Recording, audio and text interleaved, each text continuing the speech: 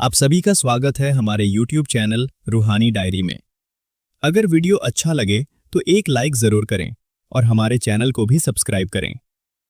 आज मैं आपके सामने एक ऐसी कथा रख रहा हूं जो केवल सुनने के लिए नहीं बल्कि स्वयं से मिलने का अवसर देती है। एक शिष्य ने संत रविदास जी से प्रश्न किया कि युगों से मानव एक प्रश्न से जूझता आया है, सबसे श्रेष्ठ दान कौन सा है। कोई कहता है धनदान महान है, कोई अन्नदान को सर्वोच्च मानता है, तो कोई सेवा को ही ईश्वर प्राप्ति का मार्ग बताता है। पर क्या वास्तव में कोई ऐसा दान है जो सीधे प्रभु के चरणों तक पहुंचता हो, जो ईश्वर तक पहुंचता है?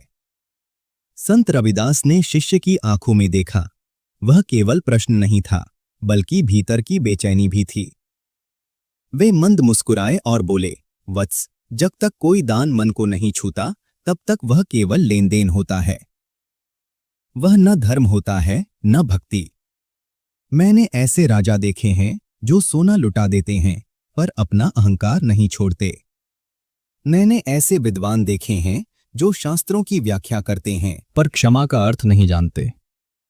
और मैंने ऐसे साधारण मनुष्य भी देखे हैं जिनके पास कुछ नहीं होता पर एक क्षमा देकर ईश्वर को पा लेते हैं। सबसे बड़ा दान वही है जो अहंकार को तोड़ दे और हृदय को निर्मल कर दे। इसके बाद संत रविदास ने एक कथा आरंभ की। उन्होंने कहा, इस कथा का अंत सुनने वाला मनुष्य स्वयं अपने भीतर झांकने को विवश हो जाएगा। ये कथा एक राजा की थी। एक दिन राजा के मन में अचानक एक विचार उठा। दरबार सजा था, मंत्री और विद्वान उपस्थित थे। राजा ने प्रश्न किया, बताओ, इस संसार में सबसे बड़ा दान कौन सा है? दरबार में कुछ क्षण मौन छा गया।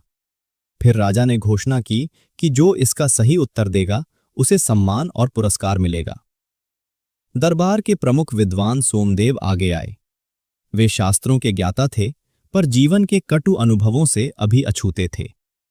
उन्होंने कहा, दान महान पुण्य है, पर कौन सा दान सर्वोच्च है, यह केवल अनुभव से जाना जा सकता है। रानी पद्मावती ने कहा, उत्तर खोजने के लिए केवल पुस्तकों को नहीं बल्कि मनुष्य की पीड़ा को देखना होगा। राजा ने निर्णय लिया कि वे स्वयं विभिन्न प्रकार के दानों को अनुभव करेंगे और फिर निष्कर्ष पर पहुंचेंगे।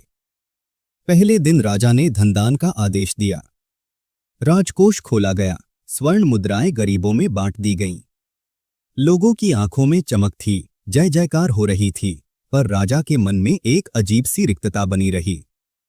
उन्होंने देखा, हाथ भरे थे पर चेहरों पर स्थायी शांति नहीं थी। दूसरे दिन अन्नदान हुआ। विशाल भंडारे लगे, भूखों ने भरपेट भोजन किया। राजा स्वयं परोसने लगे। पर रानी ने कहा, धन और अन्न शरीर तक पहुंचते हैं। तीसरे दिन राजा बीमारों और असहायों के बीच गए। उन्होंने स्वयं सेवा की, किसी के घाव धोए, किसी को सहारा दिया।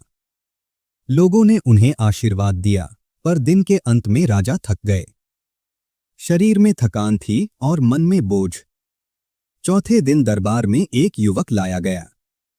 उसका नाम अर्जुन था। वह भय से कांप रहा था। उसने कहा, मैंने कोई अपराध नहीं किया, पर कोई मेरी बात सुनने को तैयार नहीं। राजा ने पहली बार किसी आरोपी की बात बिना पूर्वाग्रह के सुनी। अर्जुन रो पड़ा, उसका मन हल्का हो गया। रानी ने कहा, यह सहानुभूति का दान है, जिसमें कुछ दिया नहीं जाता, केवल समझा जाता है। पर राजा का अहंकार अभी पूरी तरह टूटा नहीं था। उसी रात एक साधु दरबार में आए जिनका नाम नीलकंठ था। राजा ने अपनी व्यथा सुनाई। सब कुछ देने के बाद भी मन अशांत है। साधु ने कहा, आपने सब कुछ दिया पर स्वयं को नहीं छोड़ा। उन्होंने राजा को अतीत याद दिलाया, जब अपमान के कारण राजा ने अपने छोटे भाई को राज्य से निकाल दिया था। अगले दिन राजा ने भाई को बुलवाया। सब दरबारी उपस्थित थे।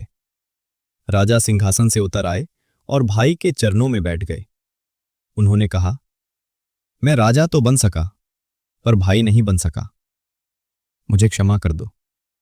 भाई की आंखों से आंसू बह निकले। राजा का अहंकार टूट गया। साधु नीलकंठ बोले, जो अहंकार छोड़ देता है वही सबसे बड़ा दान करता है। उस दिन राजा ने समझ लिया, सबसे बड़ा दान क्षमादान है।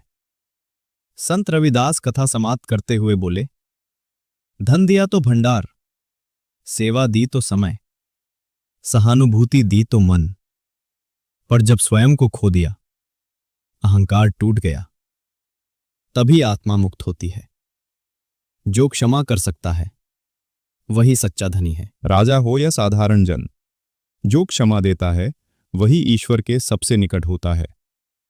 इसलिए जीवन में हर प्रकार का दान करो, पर क्षमा दान कभी मत भूलो। इसलिए साथियों, जीवन में सब कुछ दो, पर जब अवसर आए तो अहंकार छोड़कर क्षमा अवश्य देना, क्योंकि जो क्षमा कर सकता है वही वास्तव में धनी होता है और वही ईश्वर के सबसे निकट होता है। यही वो दान है जिसे देने के लिए सबसे बड़ी शक्ति चाहिए।